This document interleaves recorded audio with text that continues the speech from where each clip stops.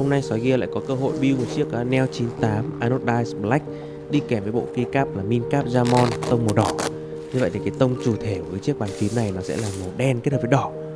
Cái chiếc Neo 98 này có lẽ là cái chiếc 98 đáng mua nhất trong cái phân khúc 4 đến 5 triệu cho kit rồi.